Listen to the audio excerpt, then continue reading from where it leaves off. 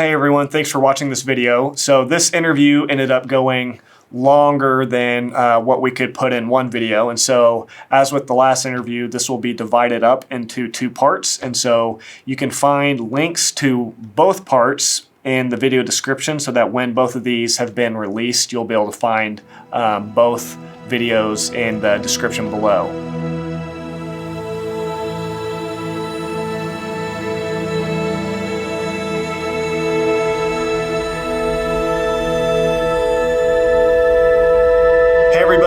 Welcome back. We today have, again, another former member and leader from the World Mission Society Church of God, and his name is Luke from England. And so this guy has, I think, a very interesting story that, just a lot of unique things about his testimony and his experience in the church that I'm honestly, most of his story I don't even know myself. So we're going to jump in and start talking. And I think he has a lot of interesting stuff to share with us that will really help you out. I hope if you're a current member, you will really listen objectively and just listen to what he has to say. Know that he's speaking from a real experience of multiple years being in the church. And so, I think if you listen, this conversation will be very helpful for you. So, Luke, welcome. Hey, God bless you. Hello, you okay? I'm good. Thank you so much for reaching out and being willing to come on and talk with us today. Yeah, no problem. Your channel's really good. I came across it just by chance and I straight away found your Instagram and was trying to message you guys immediately. Your channel actually gave me the courage after leaving the church years ago to want to do my video. That's great. That's great. That makes us happy. It seems like there's a bit of there's some motion happening where a lot of members are seeing the former member testimonies we're putting out, and it's kind of inspiring other former members to kind of want to come out and share their story as well. Even all the way over here in England, so you're doing a good job. Well, thank you. Well, I think what we want to do to start out is we just kind of want to hear, maybe just tell us, just really quick, how did you get to be involved with the World Mission Society? Yeah, that's not a problem. So I've just turned 17. I was in college at the time. And they had a house church literally around the corner from a college. So the first time I'd met them, they came to me with like a little binder and told me about this Mother God. And I immediately rejected as I heard Mother. I was like, first I made sure it wasn't Virgin Mary. After that, I was like, oh, no, thank you. And then I thought that was it. I'd gotten home, which when I lived with my last partner, and then they were there. And then she was like, no, you need to give these guys a listen. I was like, no, I don't want to listen to these guys. I'm not interested. And then she forced me to come one day to the church. It was a house. I thought, okay, this is not a church. That was a red flag for me. I thought, why is it a house? I listened to them, and he immediately told me the prophecy about 2012. When I met them, that was 2010. Okay. So I was young, so I said, okay, I've got 2 years to come back to this church. But that was my first thought, being honest. So I ended up joining the church around the end of 2010. I was baptized in that house church in the Bath by the pastor. And then he literally showed me, he used the book of John. He used one of Zahng Gil-Jah's book. I read it, it was Korean, but the numbers were English, and it did say 2012. So I was shocked. So this was in one of Zahng Gil-Jah's books? Yeah. Okay. I was too shocked what it was. I know it was a grey book. Okay. And he says, come and look if you don't believe it. Because I was sat there like, okay, you're telling me the world's ended in 2012. I was aware of the Mayan calendar and, and back then in England, Mormons were very well known. Yes, around. They were. Yeah, I was always on guard. And then, he showed it me. I seen it. At the time, I didn't know who Zahng Gil-Jah was. So at the time, to me, that was just a church book. So you can understand later on, years later, I thought, oh my goodness, God has told me it's 2012. So at the time, my partner was pregnant. She had got baptized first. It took me a while to get baptized. I was still quite skeptical. I'd never been to a church that was in a house before. Not that I'm a judgmental person, but naturally you think churches are in, church buildings. And then the pastor preached to me. And then I said, okay, I'll get baptized. I'll try it. But he didn't use the word baptism first. He used like a spiritual, like cleansing. That's the word he used first. Okay. Because, nobody gets baptized into a church they know nothing about either. So I got baptized. And then they straight away did tell me certain things. So when they said about 2012, that's what caught my interest. So, because at the time I was young, I was living my life, so I said, okay, I've got 2 years, I probably could join back this church next year. I ended up joining later on that year. Okay. And then he was very strong in teaching about the 2012 prophecy. The whole room, me and my last partner, who's my daughter's mother, and her brother and her sister was in the room, and we was all quiet, we was shocked. It was absolutely, I was like, quite scared, to be honest, because they were just kind of straight up telling you 2012 is the end. Okay. And so what was this, like the leadership? Was this like members who you were hearing it from, or was this like being declared from the top? This was directly from the pastor. He was a Korean pastor. His English name was, at the time he was a missionary Enoch, but he became a pastor. But his Korean name is Hon Lee. Okay. Naturally, when you go to like a church, especially in England, we are slightly ignorant. So I was thinking, a Korean church, or at the time I thought a Chinese church. So when I learned the word Korean, I was always speaking Korean. I learned to speak Korean actually. You Not did? The best, yeah, quite well, to be honest. And because I wanted to know what they were saying around me. I was quite curious. Like I used to say, like, why don't you speak in English? Right? We're in England. You're coming over speaking. So I remember next to me speaking in your mother tongue. So could you speak in English, please? So I took it upon myself to learn certain words. Like, So can you read Korean? I can't read it. That's the thing. I was able, I can understand it. Okay. Like, for example, like, Book Manny Bade say always God bless you. Hugin needs like a black person, like a black brother. Okay. But onto certain words, like there's even a racial element to the church as well. There's a lot, but once they instill that fear factor into yourself, you feel bad for asking questions. But I would always ask questions, so I was considered like a troublemaker and a grumbler. So I got a lot of, they used to call it education. Believe it or not, this church even gives penalties. So a penalty is something where you go out preaching and you don't get called back till it's like nighttime. You'll preach all day while all your members go back. And that's if you've probably grumbled, asked the wrong question. They've given you like some church homework and you've not done it. Or you maybe fell out with a member. Because when you're a gospel worker, you go to Zion every day. Sunday to Sunday. Okay. Every day. So as a human being, when you're around the same people in a house church or when you get into a bigger church, there are days when some members, you'll fall out with some members, or, some members annoy you. Yeah. I'd fell out with certain members we made up. Zion's full of love, but there are times where you're just not in the mood. And then you'd be strongly rebuked.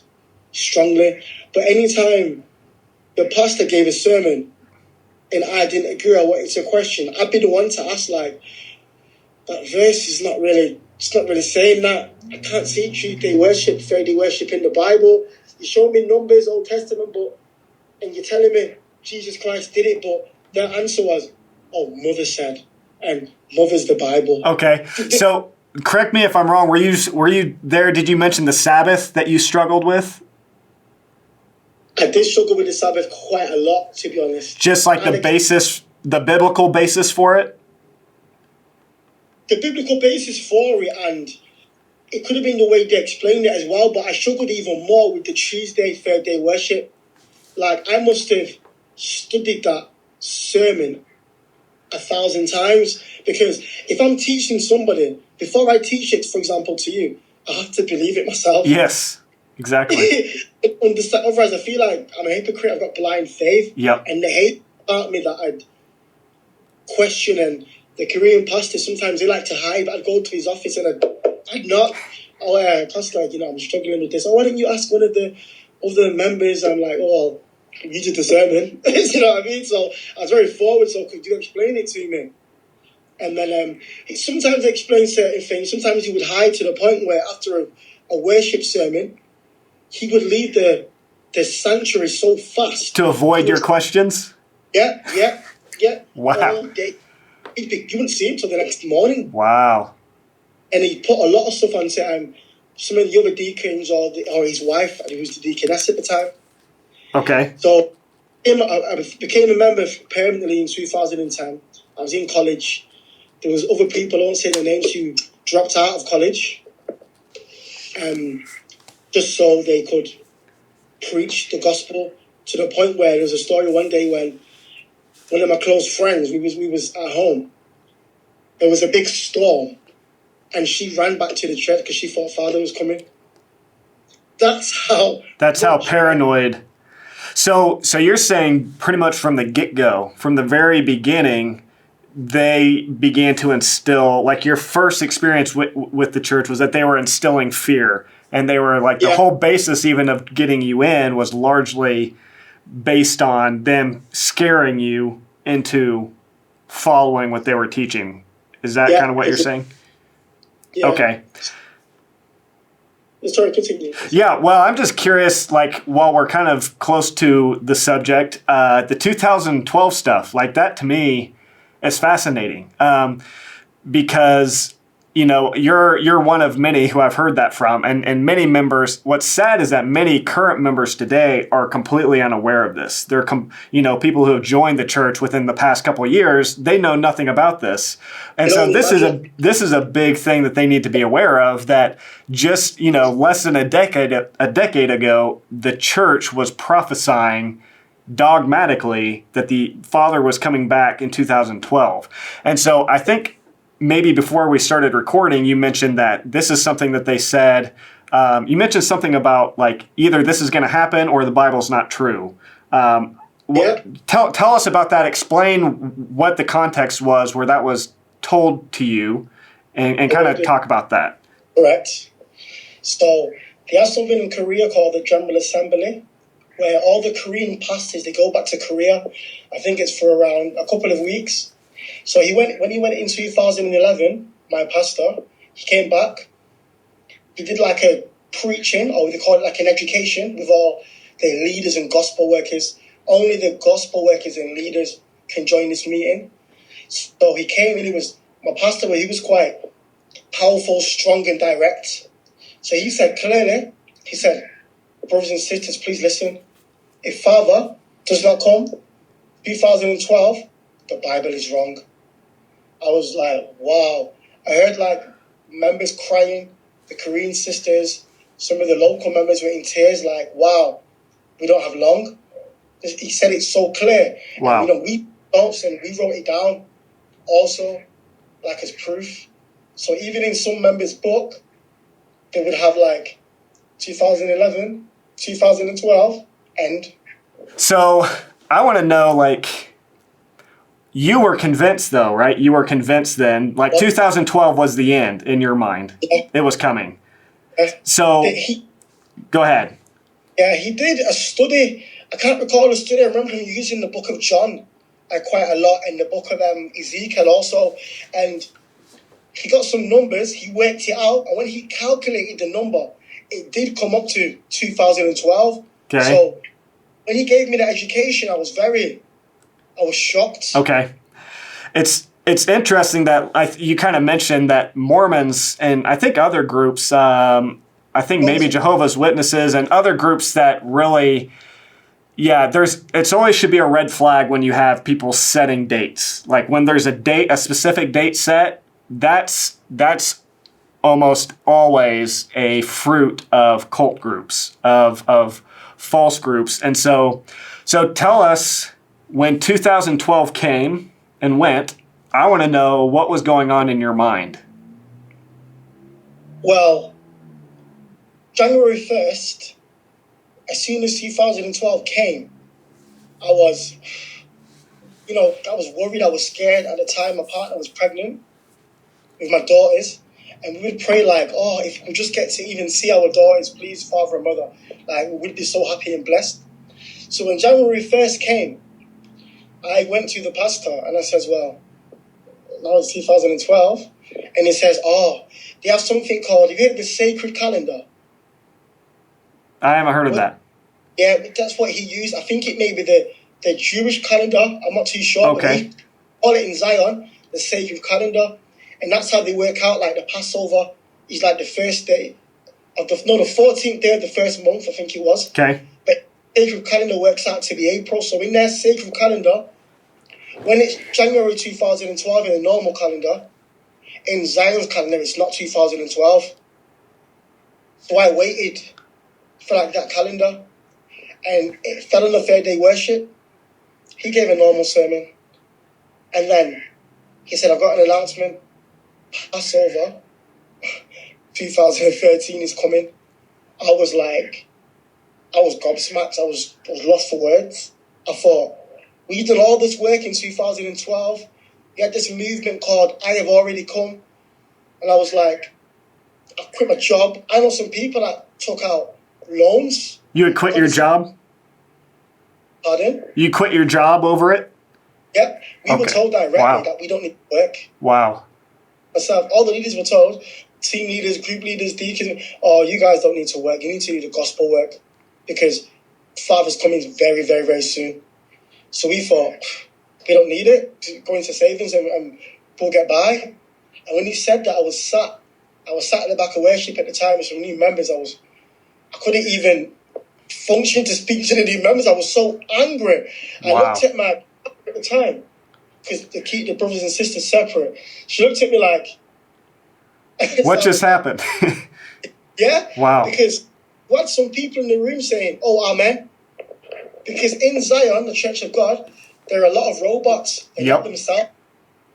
And you go from wanting to please God to pleasing the pastor. So I went to his office. I couldn't get hold of him. His wife came out, the Deaconess Anna was her name. I think her Korean name is Yugi Sanin. Yugi, I think her name was. And then she says, Heavenly Mother says that Passover 2013 is coming because even though the temple is ready, you've heard of the tabernacle, the Feast of Tabernacle. They have to gather the material. In this age, they say the material represents people. And then God will say, it is done. In the Old Testament time, Moses said, it is done. Stop bringing material. It means stop preaching the gospel.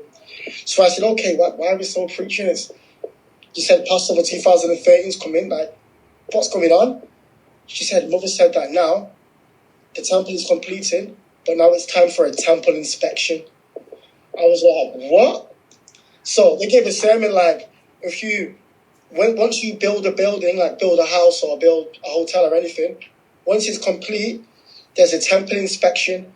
So now you are the material. Now Heavenly Mother must inspect you. I've said, no. Deaconess, we call it like chipsanim, which is a Korean term for deaconess.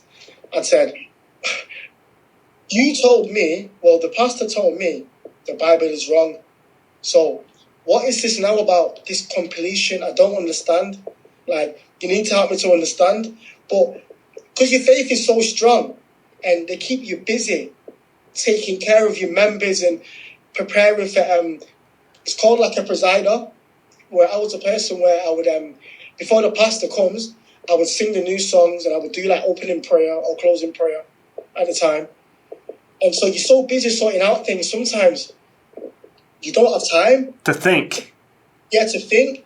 But my partner, she was a lot smarter than me, former partner, sorry, and she would question also a lot. And she was like, no, Luke, you need to think about this properly. I was like, oh, no, come on, you need to concentrate properly and focus on the gospel. If Heavenly Mother says it's temple completion, then it's temple completion. And that's the mindset they install in you. It's fear, but it's also emotional abuse. Yep. To the point where when you see Heavenly Mother, somehow they make you where you will break down and cry. I used to watch these DVDs and cry. This is my mother. I didn't even know this woman at the time. And she didn't even know you, right? Exactly. Yeah.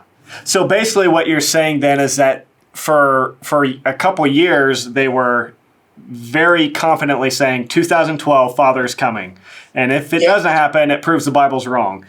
And then a couple days into 2012, obviously Father doesn't come. And so they just kind of brush it aside and start making up another story to cover that up. They do.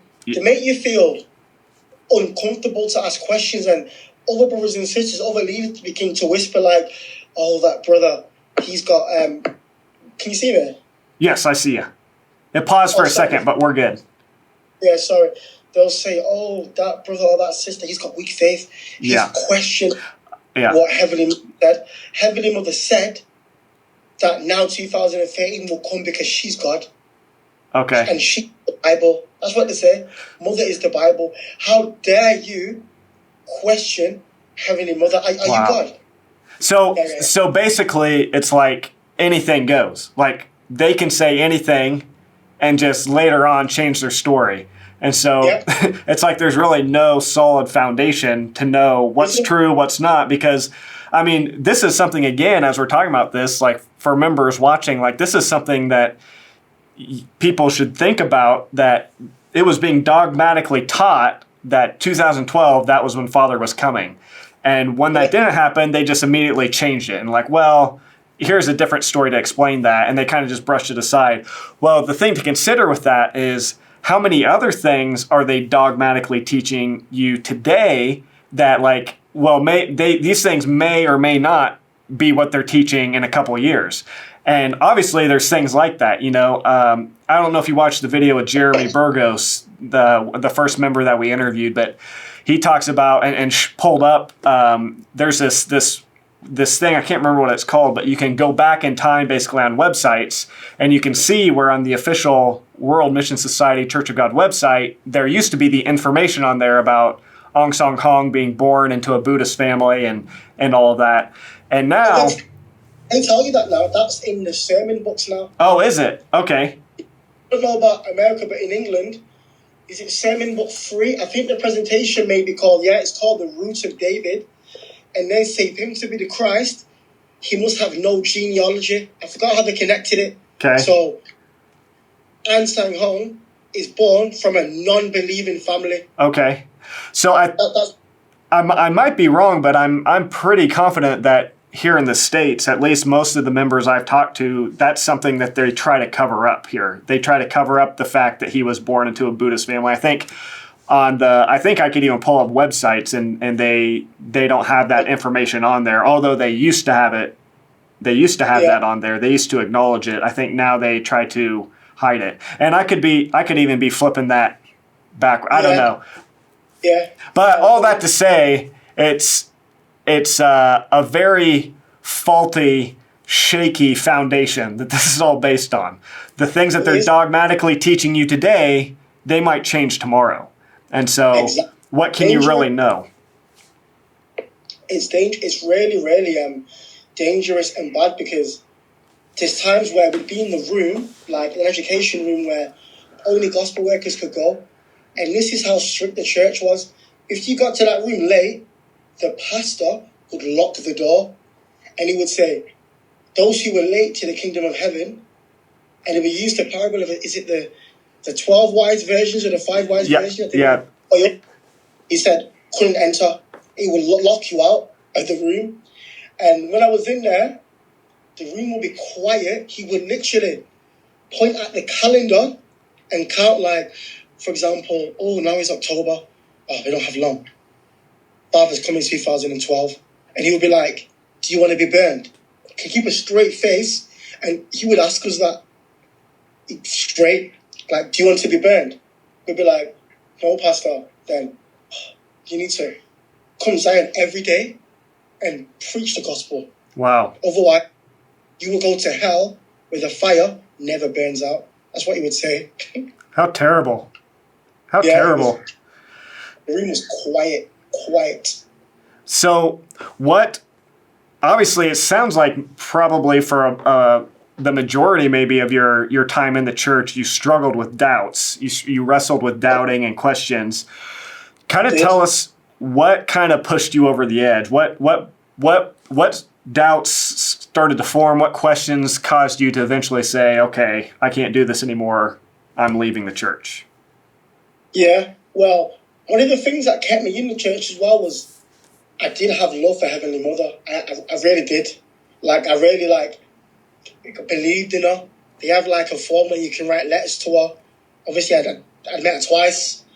But what pushed me over the edge was around 2014 now, he began to tell you about the year of Jubilee. This is the year of Jubilee. So I pulled the pastor's wife, and she's quite a strong woman, and she'd be very angry if you questioned her. And whenever she was saying stuff in Korean, obviously I'd understand her, I'd repeat it. So I'd say, I heard what you said there. You told the pastor I'm grumbling. I'm not grumbling. I'm asking a question. And she'd be like, oh, sorry, he's asking a question. So that's what she would do. So I said, I feel like you make events to keep people in, and you create something to keep people going. Oh, it's 2012. Oh, it's temple completion. Now it's the year of Jubilee. So I said to her, what's going to be next? After the year of Jubilee is complete, what do you have next? So I began to struggle a bit from 2014. And then the pastor introduced something called Zion Fun Nights. That's where for one day out of the 7, you could play games, basketball, table tennis. We started watching films. And for the past 4 or 5 years, he never allowed us to do that. I didn't even know what the latest film was in the cinema. I didn't even know what the latest music was. So it was very, strange. And then, he said, oh, you can get a job. We was like, he told us not to get a job. So when we started going back, as they call it, the world, which today normal life. Yeah. It was strange, and I did start to lust after it, and I thought, wow, I've missed out on a lot of things. Yep. And it started to make me waver. And then one day I was doing a sermon to the congregation, after worship we'd study. And then one of the sisters, she's been there longer than me, she asked me a question. What was I teaching? It could have been Without the Soul. It's called Without the Soul. The sermon is basically based on without the soul, a body is nothing, basically. Yep. And for example, you can have a mobile phone, you have the battery, it's not going to work. Yep. The body without the spirit is dead, and faith without works is dead, from James. Yeah, and she had asked a ridiculous question, a silly question. So I had said, sister, because mainly gospel work is that you should already know this question. And she got a bit annoyed, oh, I forgot. And then she told the pastor. So in Zion, they have something called a reporting system, where if you do something or you see something what you don't like or a brother shouldn't do, they report it to the pastor. And there's a lot, even though they say it's for the love, in Zion, there's a lot of competition. Everybody's competing, not for father's love, not for mother's love, for the pastor's love. Okay. He's approval, so everybody's fighting, I'm going to become a deacon first, or I'm going to do this, I'm going to do that. And then when I delivered that presentation and told her she should have known, I kind of rebuked her a little bit. She had told the pastor, and the pastor did something very, very rude. So I was away with family because he allowed us to visit our family. And then he had called a meeting in Zion, invited everybody except me and my partner. And another brother came to my house and told me and says, do you know about Leader Luke? I was a group leader, so they call him Leader Luke or Brother Luke. Sometimes he's quite arrogant.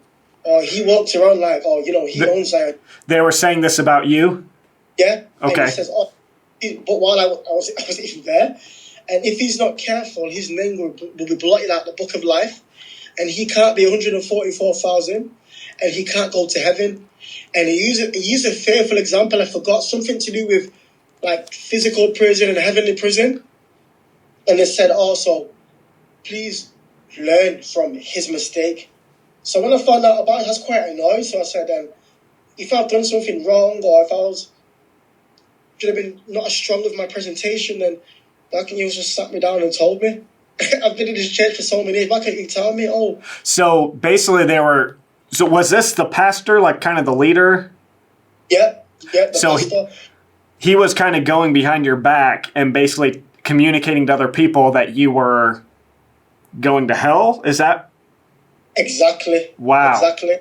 And it's not the first time he'd done it. He had done it about my former partner's sister as well, where he had said directly, she's not 144,000, which means she's not going to heaven alive. Okay. So I asked him about it, and he had denied this to my face. I remember actually recorded it and told me and says, no, he did. He did say those. He did say those things. Wow. So I was quite annoyed. And another leader actually says, then if Luke leaves, he will take care of all of his fruit. And should I take care of all of his fruit? So I was like, they didn't say, how can we help him get better? How can we save him? It was, he can be replaced. do you know what I mean? I was really upset. Wow. And I still kept going. I tried to keep my faith. At this time, my partner was really annoyed. So she just stopped. Okay. And she said, Pastor, I told you, if you have any questions about me or Luke, then please ask us. Don't go behind our back. Yeah, they've got a habit of asking other people about you instead of asking you directly. Yep. So sorry. No, I was going to just say, what that is, it's a manifestation of fake love. It's false love. It's not sincere. It's Jesus promoted, and what he taught is like an inward change of the heart. And what I'm constantly hearing from members like yourself is that what's going on inside the church is a robotic, fake, empty love. And that's just everything you're saying is just so in line with that they weren't genuinely loving or caring for you or your soul. It was like, oh, he's causing trouble. This guy's a troublemaker. Well, he can be replaced sort of deal, instead of like the sincere, heartfelt love and concern for you. This is kind of the stuff that ultimately made you leave. Yeah. Okay, so kind of tell us that really quick, like what the end point of that. It was the pastor's actions, the lies he told, because I always question about 2012, the year of Jubilee, how that suddenly came out of nowhere, where it meant to be the year where we go back to our heavenly country and we'll taste the honey and all these kind of things he would say to me. Then I began to doubt, and then my partner at the time searched the internet, which is forbidden. Yep. And he had seen that mother had children and father had children, and she took that really bad. Okay. Really, really, really bad.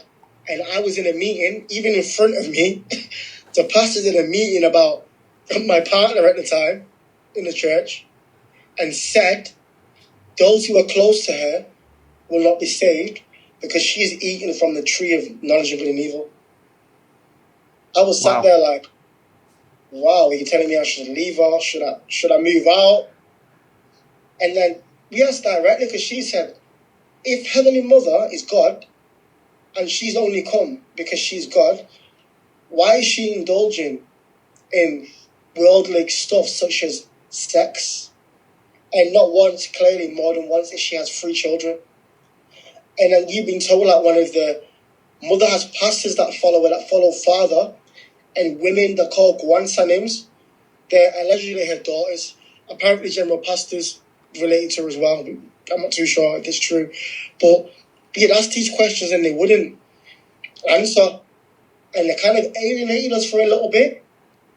And that's when they showed us the DVD about the fake bride and stuff like that. But we wasn't really getting clear-cut answers as to why mother has children. Okay. It was children. So he says, well, father definitely does. His sons have come out and said that you stole his truth and he didn't say he was God. Oh, they'd say, as you know, even Jesus Christ wouldn't say he's God. I'd say, but yes, he did. And even indirectly in certain verses, he would say, did. I am the Father I want. Yep. Before Abraham was, I am. Yeah, he clearly quoted it many times, and he said, that's also a contradiction, because if you say that he's Christ and Christ is God, then that means Father's not God then. They started to contradict himself a lot, and then slowly we began to fall away. She fell away quicker than I did, and we started to live a life a bit more, book a holiday. We'd get sermons in the church where the pastor would say, those who are booking holidays, indirectly and planning for the future, it's not good. Apostle Paul said we must forcefully advance the kingdom of heaven. So those who want to live for the world will die in the world. It's say things like that. And then after a while, we all fell away. Like all the members that joined when the time I joined, we all fell away one by one. Really? There's another brother who we were close to, and I've really tried my best. I did, even after all that, I really tried my best to keep my faith. I mean, you create relationship with these people. I was only 17 when I joined this place. I was young in my prime. I think I was around 26, 25 at the time. When I'd left, I was really struggling. I'd only known that place. You don't have any friends or anything. Mm-hmm. I'd only know, my day was wake up, go to Zion with the family. Stay all day in Zion, go home, wake up again, go to Zion. So it was your life. It was Yep. intricately connected to who you were as a person, to your identity as a person. I told family, you want to see my mom, for example, you want to see your granddaughters, then you need to come to Zion. I told my sister, if you don't come to Zion, then you're not going to see me. Wow. And they'd say, you're a robot. What about your family? I'd say, you are earthly family. This is my heavenly family. So I love you, but if you don't come to Zion, it means that you're just a temptation for me. So if you come to church and keep the Passover, you can spend all the time you like. That's what I'd say. Wow. Man, it's just, what a lie, man. It's frustrating. Every time I hear these testimonies, it makes me so glad we're doing this, and just the hopes that somebody is listening that will be snapped to their senses as they're hearing this stuff. And so, I believe work of God. I believe unknowingly you used to probably even working for God and not knowing. I really believe you're doing the work of God. I believe in fate and destiny. So I believe it didn't come across your channel by chance. I do believe it, because I could have just clicked through anything, and there's something that drew me to it, to the point where after watching it, it gave me the confidence to send that message. Yep. Well, something, and I have several more questions I want to ask, but something that I would encourage you with, just as I know, coming out of this, I'm telling all these former members, I can't imagine what that's doing in your mind as far as how you think about God, and trying to figure out how do I even process what a relationship with God would look like, or how do I even process the questions of whether he's even real or not, and if he is real, what does it actually look like to follow him, and what's true and what's not true. Something I would just encourage you with is that I agree. I don't think it's by accident at all that you came here, and I think you're a smart guy, and so I think you're aware that there is a God. God exists. He's real. So what I would encourage you with is this is one way I kind of think about this, is if you had mathematics. Mathematics is something we all agree upon. We know that it works. We know that it correlates with reality. And so, say as an illustration, if somebody had taken you and for years of your life had taught you to do math incorrectly, and had convinced you to do math in such a way where it was actually leading you to come up with the wrong solutions, and you thought you were doing math correctly. Well, when you come out of that, what I'm just begging members to do is don't throw away math. Throw away that teacher, throw away all the wrong teachings, but don't throw away the Bible, don't throw away God, because just the simple fact that these guys came and taught you math incorrectly doesn't mean that mathematics itself is not a reality and isn't real and doesn't actually work in real life when explained and understood correctly. And so this group, the World Mission Society, has taken a reality, which is the Bible and the truth of God and Jesus, and they've completely twisted it and 100%. distorted it. 100%. Yes, but I would just, what I believe and am firmly convinced of is that just like mathematics is still a reality and it's still true, it's still real, and there's still a real way to utilize it in life. I think that's the exact same thing with God and with the person of Jesus Christ. And it's so grieving and so sad and frustrating to me that this group is wasting years of your life, and they're twisting members' minds about who God is, so that when you come out on the other side of it, you're in a place where you're like, I don't even know what to do with God. And you probably even in large part feel somewhat turned off to the idea of God. I do. I was an atheist as I left that faith, because I thought, well, if that church is wrong, they must be all wrong, because yes, they didn't celebrate Christmas, the Sabbath, many reasons why I thought that's just it for me. But I've always had a yearning for the word of God. So I still pray and give thanks to God, but just not in that name, not in Zahng Hong's name. Yes. I pray. I just say Jesus, I just say God. Thank you, God, for today. Give him health, give him and stuff like that, because it's really, really damaging. I had members that would even sometimes they'd still gather and 12 members, let me be clear, and some of them would break down and they'd cry and they'd be like, wow, man, I'm never going to get those 7 years back. Yep. I've come out, we're almost 30. When I was 19, 20, 21, 22, 25, I'd missed out on so much things. So we tried to look at it positively. Like I said before the recording, there's people who've actually been sectioned and are now in psychiatric wards for, mental health in hospitals because of this church. Wow. Because they're all shocked that 2012 passed. Yep. It's still here. That prophecy really affected a lot of people in the United Kingdom. It's literally emotional abuse. These people are they're taking these people, locking them in an intellectual prison with this knowledge. It's like they're locking them inside this prison cell, and then they're abusing them and using them and mistreating them with doctrine. And so it's literally then physically resulting in these people having to be institutionalized. Yeah, that's crazy. One thing also I want to say about the church is how they... Are you there? Yes, I got you. So, one thing I want to say about the church is also how it's run.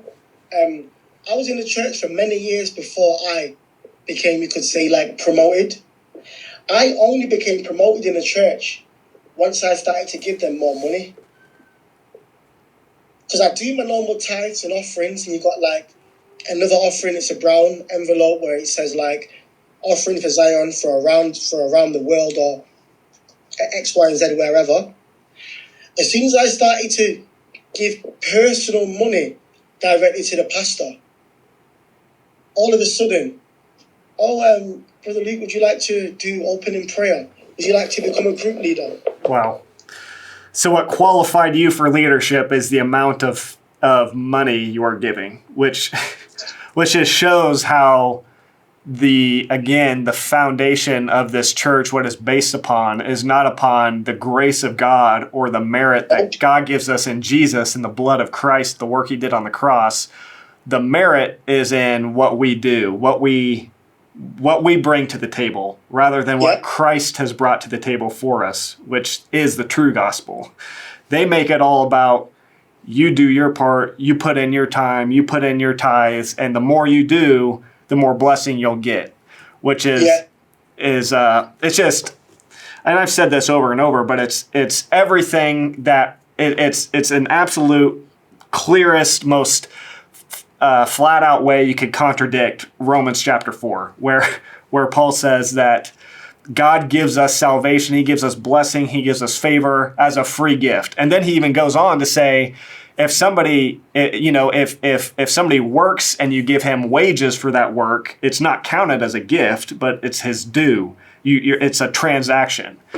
Exactly. And this is exactly what you're describing, is they were qualifying you for certain positions and certain spiritual significance based on your payment, basically, you're putting in the work. It was a transaction, right? Exactly.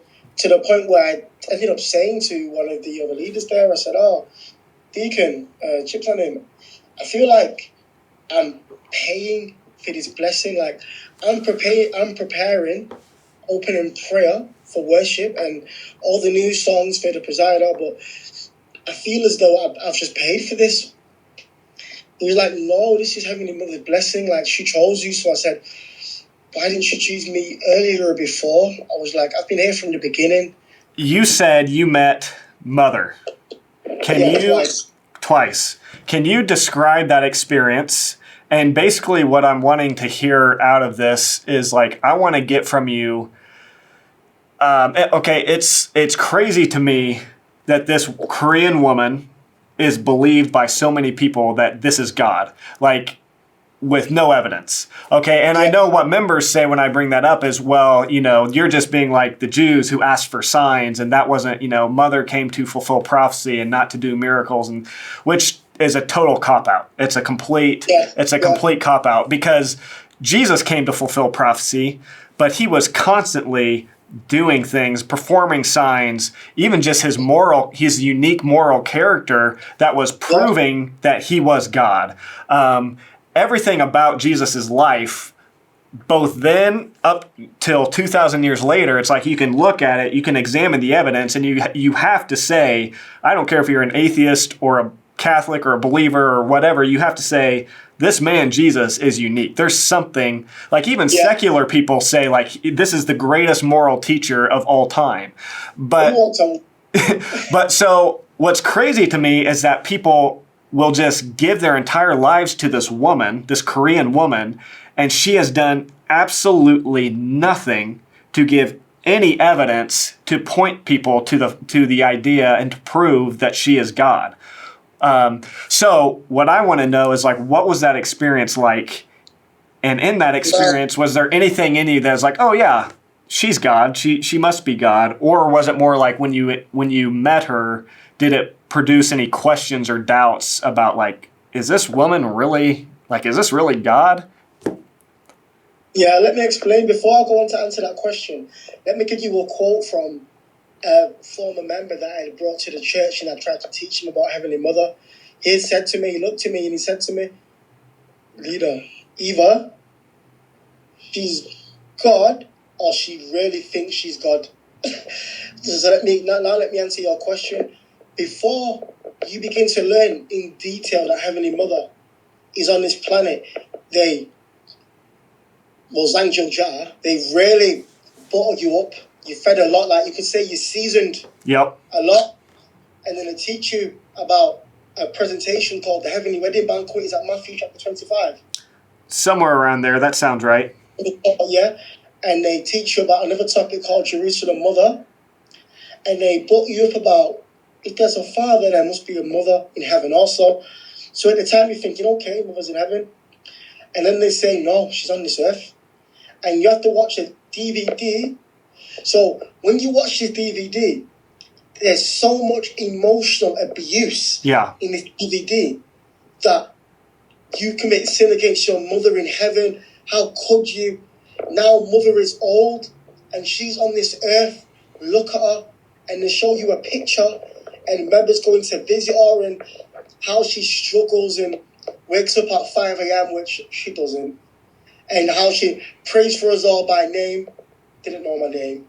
And reads every letter. And they stole this into, and you're like, oh my God, mother's on this earth. I want to meet God. I want to meet Heavenly Mother. And that's what they do.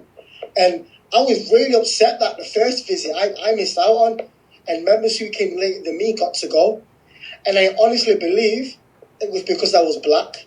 In the UK, I can't speak for other churches, but in the UK, the Korean pastor had a very, very big racial element. Wow. To the point where he told me directly, brother, this is the UK, England, the Queen, white people.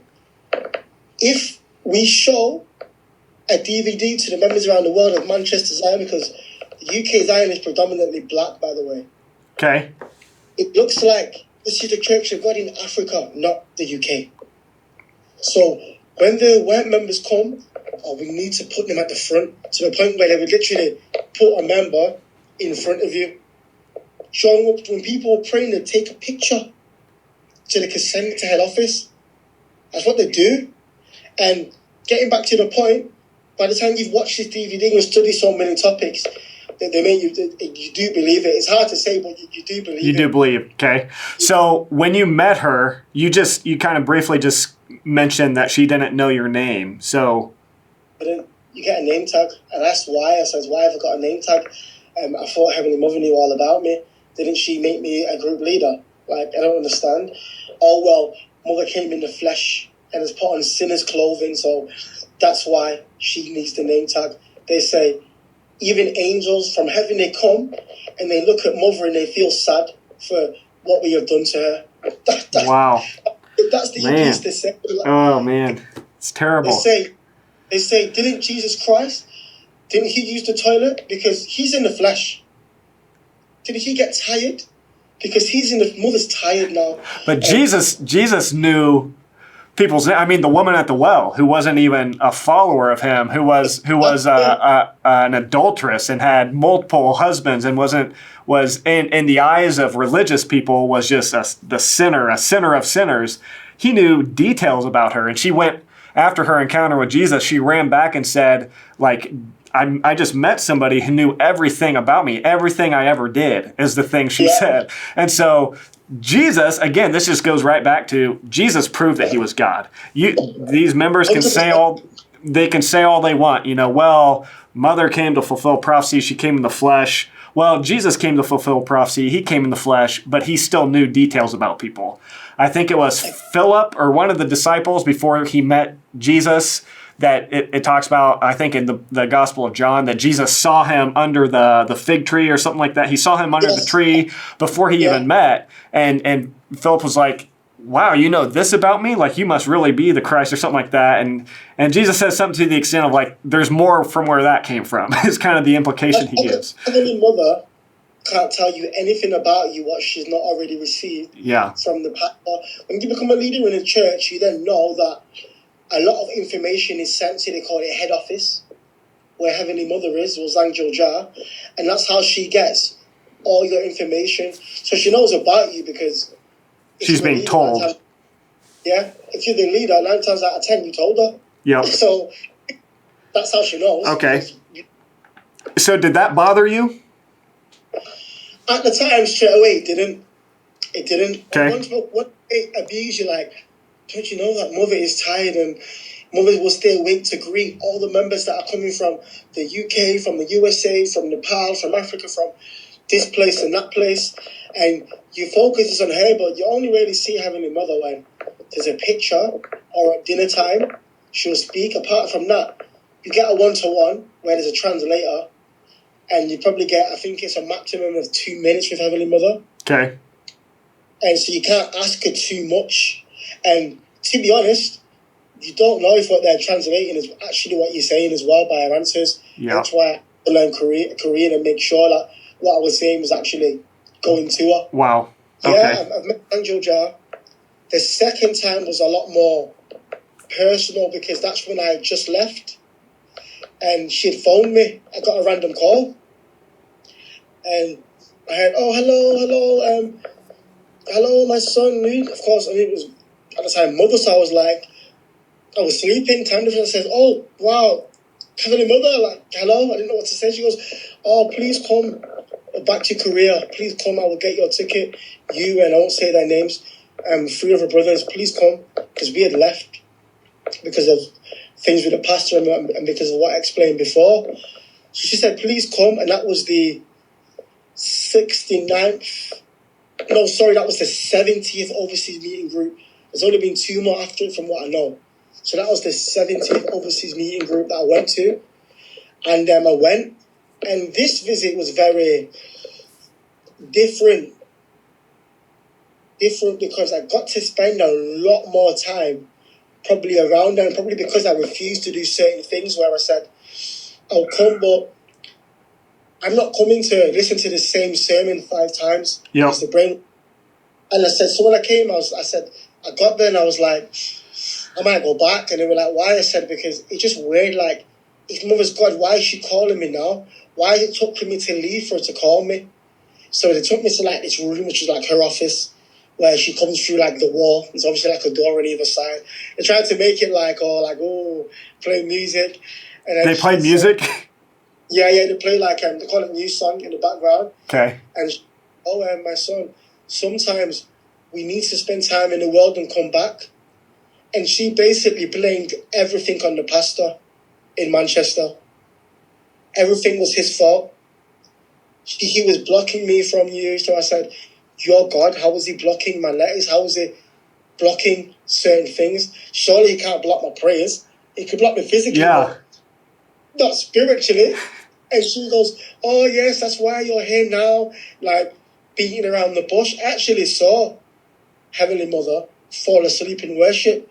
Then you'll probably get a lot of abuse in your channel for this or people denying it, but I saw with my own eyes on the pulpit while General Pastor was speaking, Heavenly Mother, doing this. I seen it with my own eyes. Wow. The second when I was a lot more observant and I had a lot more questions. So she tried to bribe me. Oh, take this money and buy something for your partner, buy something for your kids. Here's a gift.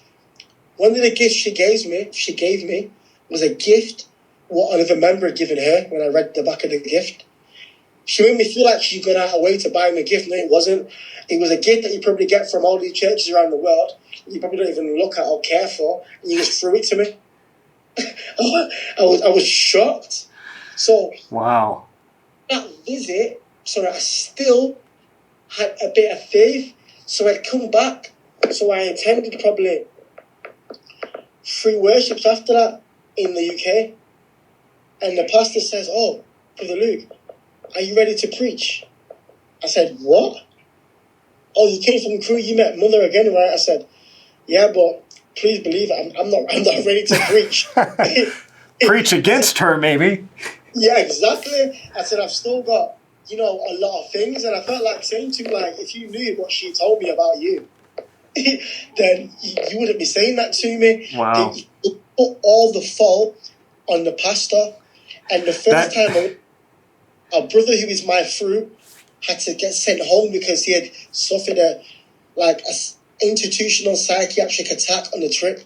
It was really, really hard for me because I was struggling even mentally by myself. I was like, why have you called me now? Like, at the time I said, Mother, out of respect, I said, like, you had so much time to call me. I said, I've indulged in worldly pleasures. I'm living my life and I've come because clearly there's still a part of me that belongs to this church, which is only natural because I spent a lot of my life in here, all my prime in this church.